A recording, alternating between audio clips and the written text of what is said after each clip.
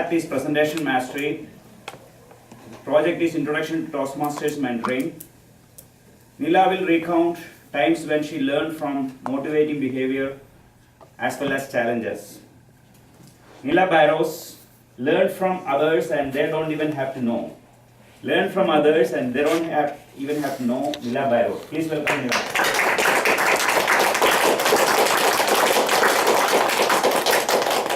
Thank you, Mr. Toastmaster. Have you ever learned from anyone in your life? Yes. I can guarantee you that most people say yes. Just imagine if you place someone strategic in your life to help you learn. So we have our parents to help us navigate through different life phases, from birth to adolescence. They'll tell you, for example, don't walk near that ditch because you're going to get injured. That's valuable information to have that we don't have as toddlers. What about if you took a path and instead of making mistakes, what you did was, or rather, instead of taking a path of making a mistake, learning from that mistake and never making that mistake again, how about taking a path and find that person who already made that mistake? Or find that person who knows someone who made that mistake. You learn from that person and you don't make that mistake altogether. So I found this person. When I was going down a path I had no idea about. I was going down a path that I had no idea about how to navigate through, how to propose research, how to execute research, what to even research on. My goal was to get a PhD. And the person that helped me was my PhD advisor. He had a PhD. So when I started working with him, I went through an enormous learning curve. He told me, he used to say things like, yeah, that's definitely doable for you. That's feasible. He would say things like, I would not apply for that research grant because it's not worth your time. How would he know this? Did he already apply for this same research grant and not get a positive decision? Perhaps. Fast forward 5 years, get my PhD. After getting my PhD, don't have any job prospects. Don't have any job offers. I'm unemployed. So what happened after that was, I moved in with my PhD advisor. I moved in with my PhD advisor and his family.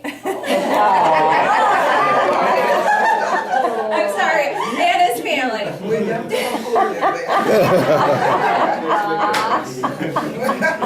I shared a floor with my PhD advisor and his wife.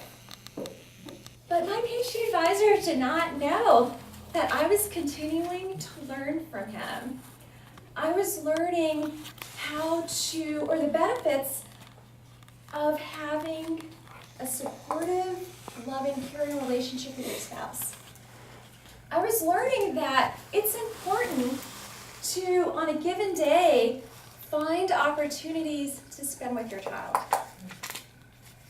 I also observed that my previous boss would prioritize, maybe on the weekend, to invite his children over and spend the day talking with them. This is where my PhD advisor came in. I didn't stop learning after my PhD, but he didn't know that. I continued to learn from him.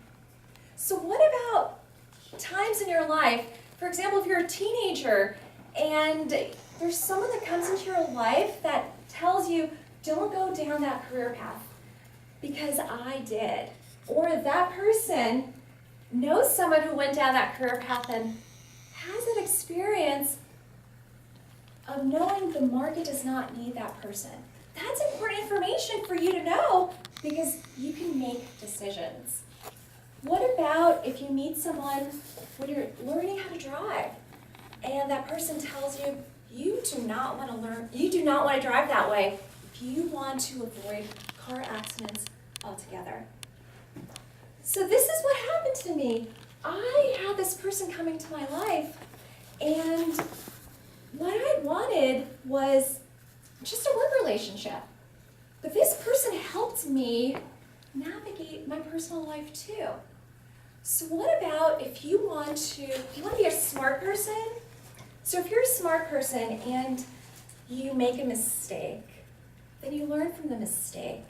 Then you never want to make that mistake again. But what about if you're a wise person and you find that smart person who's already made that mistake, or that person knows someone who made a mistake, and you learn from that wise person, and you don't make the mistake in the first place. That's where mentors come in.